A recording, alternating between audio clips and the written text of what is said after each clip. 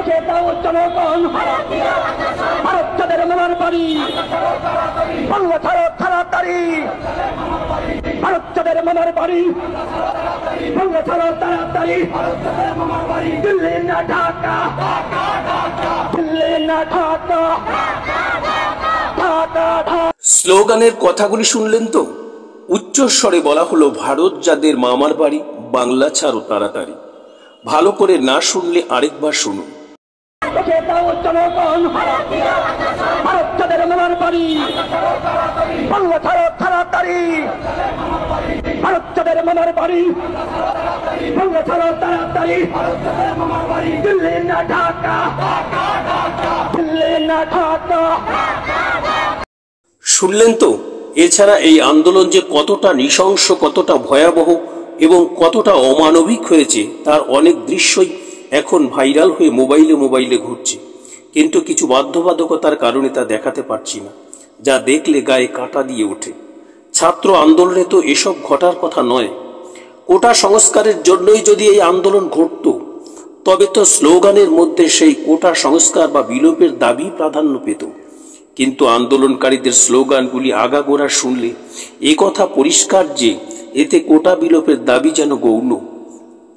যিনি বাংলাদেশের সৃষ্টিকর্তা সেই বঙ্গবন্ধুর মূর্তি নিয়ে যেভাবে তাণ্ডব চালানো হলো, যেভাবে প্রধানমন্ত্রী শেখ হাসিনার অন্তর্বাস নিয়েও নির্লজ্জ বেলেল্লাপনা করা হলো, এবং যেভাবে চরম অমানবিক হয়ে সংখ্যালঘু মানুষদের উপর পৈশাচিক অত্যাচারে তারা মেতে উঠল, সেসব ঘটনা বিশ্ববাসীর মনে এই আন্দোলন সম্পর্কে কতগুলি প্রশ্ন তুলে দিল।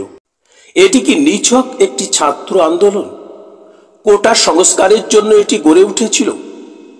এই কি ছাত্র আন্দোলনের নমুনা? কোটা সংস্কার আন্দোলনের সাথে এর কি কোনো সম্পর্ক আছে? এক কথায় বললে না, মোটেই না। এটি একটি বীভৎস নৃশংস জঙ্গি আন্দোলন। শেখ হাসিনাকে ক্ষমতাচ্যুত করার সুপরিকল্পিত দেশীয় ও আন্তর্জাতিক শক্তির মিলিত প্রয়াস এটি। বলা বাহুল্য, চক্রান্ত, সুপরিকল্পিত কনস্পিরেন্সি। এবার আসছি কেন বললাম এটি নিছক ছাত্র আন্দোলন নয়, পরিকল্পিত ঘটনা। কয়েকটি বিষয় লক্ষ্য করলেই তা জলের মতো স্পষ্ট হবে। প্রথমত, যদি এর উদ্দেশ্য কেবলমাত্র কোটা সংস্কার হতো, তবে 21শে জুলাই সুপ্রিম কোর্টের রায়ের পর কোটা বাতিলের মাধ্যমে এই আন্দোলনের জবনিকা ঘটত। কারণ আপনারা জানেন, ইতিমধ্যেই কোর্ট এই কোটা বাতিল করে তাকে কেবলমাত্র 7% নামিয়ে এনেছেন। তাই যদি কোটা সংস্কার বা কোটা বাতিল এই আন্দোলনের একমাত্র উদ্দেশ্য হতো, তাহলে কোর্টের ওই নির্দেশের মাধ্যমে এই আন্দোলনের পরিসমাপ্তি ঘটত। কিন্তু তা ঘটল না। আন্দোলন যখন থিতিয়ে যাচ্ছিল, বাংলাদেশ মোটামুটি স্বাভাবিক ছন্দে ফিরতে শুরু করেছিল, তখনই তাকে আবার খুঁচিয়ে তোলা হলো। আসলে ছাত্রদের দাবিকে সামনে রেখে পিছন থেকে যারা এই আন্দোলনকে পরিচালনা করছিল, তারা মোটেও ছাত্র ছিল না। তাদের উদ্দেশ্য কোটা সংস্কার ছিল না।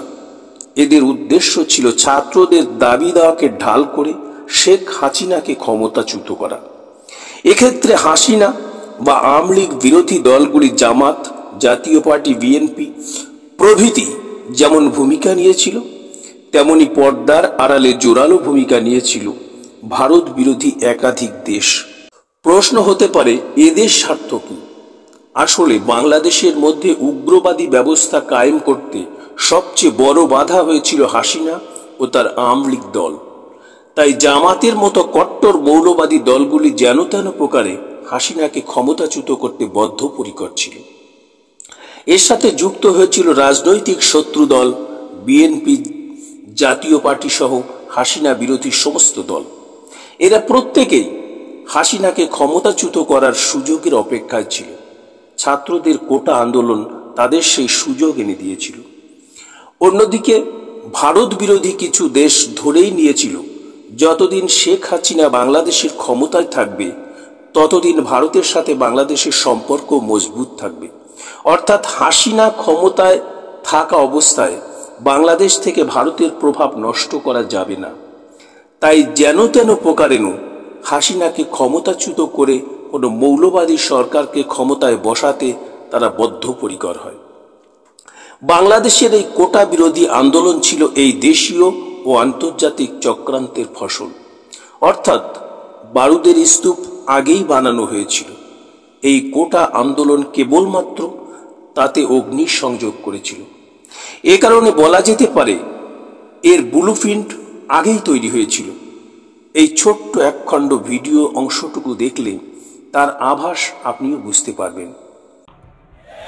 ইনশাআল্লাহ ওয়েট এন্ড সি। এমন বাংলাদেশ আমরা গর্ব, আমরা আঙ্গুল চটবো না, বসে থাকবো না। আর বসে নেই ওলামায়ে কেরাম। অচিরেই বাংলাদেশে দেখবেন উত্তাল তরঙ্গ হবে, ইসলামের জোয়ারে সমস্ত নাপাক ভেসে সয়লাভ হয়ে যাবে সাগরে ইনশাআল্লাহ। কেউ যদি 2040 সালের পরে বাংলাদেশে প্রধানমন্ত্রী হতে চান, বুখারী শরীফ পড়াবার যোগ্যতা না থাকলে প্রধানমন্ত্রী বানানো হবে না। অনেকে কোটা আন্দোলনে হাসিনার একগুয়েমি বা স্বৈরতান্ত্রিক কার্যকলাপকেই তার পতনের জন্য দায়ী করেছেন, কিন্তু তারা সম্ভবত সত্যকে আড়াল করতে চাইছেন। কোটাকে বাড়িয়ে বাড়িয়ে 56% করেছিল হাসিনা সরকার, এই কথা ঠিক, কিন্তু 2018 সালে এই হাসিনা সরকারই কিন্তু কোটাকে সম্পূর্ণরূপে তুলে দিয়েছিলেন। কয়েকটি মুক্তিযোদ্ধা পরিবারের সন্তানদের দায়ের করা মামলার পরিপ্রেক্ষিতেই হাইকোর্ট মুক্তিযোদ্ধাদের এই 30% কোটা ফিরিয়ে দেয় এবং হাসিনা সরকারের কোটা বাতিলের নির্দেশকে বাতিল বলে ঘোষণা করে। অর্থাৎ পরবর্তীকালে কোটা ব্যবস্থা চালুর জন্য হাসিনা সরকার দায়ী নয়, তা পুনঃপ্রতিষ্ঠিত হয়েছিল হাইকোর্টের নির্দেশে। তাই বিষয়টি ছিল সম্পূর্ণ বিচার ব্যবস্থার নিয়ন্ত্রণাধীন। এমনকি হাইকোর্টের ওই রায়ের বিরুদ্ধে সুপ্রিম কোর্টের যে আপিল করা হয় তাও কিন্তু অন্য কেউ করেননি, করেছিল সেই হাসিনা সরকার। সেদিক থেকে বলা যায় হাসিনা সরকারও চাইছিল কোটা ব্যবস্থার বিলোপ ঘটাতে। অথচ আন্দোলনকারীরা যখন কোটা বিলোপের দাবিতে আন্দোলন শুরু করল এবং 21 জুলাই কোর্ট যখন তা এক প্রকার বাতিল করল, তবুও অশান্তি দূর হলো না। আসলে ছাত্রদের মধ্যে ঢুকে পড়া হাসিনা বিরোধী ওই শক্তিগুলির লক্ষ্য কোটা বিলোপ ছিলই না। তাদের প্রকৃত উদ্দেশ্য ছিল হাসিনাকে ক্ষমতাচ্যুত করা। তাই কোনো না কোনোভাবে তারা এই আন্দোলনকে বিভৎস করতে উদ্যোগী হয়। কখনো মুক্তিযুদ্ধ বিরোধী স্লোগান দিয়ে, কখনো হাসিনাকে ব্যক্তিগত আক্রমণ করে স্লোগান দিয়ে, কখনো ভারত বিরোধী স্লোগান দিয়ে তারা সরকারকে উত্তক্ত করতে চাইছিল। পরিস্থিতিকে আরো জটিল করতে তারা আন্দোলনের শহীদ হওয়া ছাত্রদের পরিবার পরিজনদের এনে দেশ জুড়ে সহানুভূতি আদায় করে আন্দোলনকে ভয়ঙ্কর রূপ দিতে উদ্যোগী হয়। আন্দোলন জঙ্গি রূপ ধারণ করে। শেখ হাসিনা সরকারও এই প্ররোচনায় পা দিয়ে কঠোর দমননীতি গ্রহণ করে। ফলে কয়েক শত মানুষের প্রাণ যায়। চক্রান্তকারীরা তাই চাইছিলেন। এত মানুষের মৃত্যু বাংলাদেশে গৃহযুদ্ধের সূচনা করে। শেষ পর্যন্ত শেখ হাসিনা পদত্যাগ করে দেশ ছাড়তে বাধ্য হলেন, যা ষড়যন্ত্রকারীদের পরিকল্পনাকে সার্থক করেছে।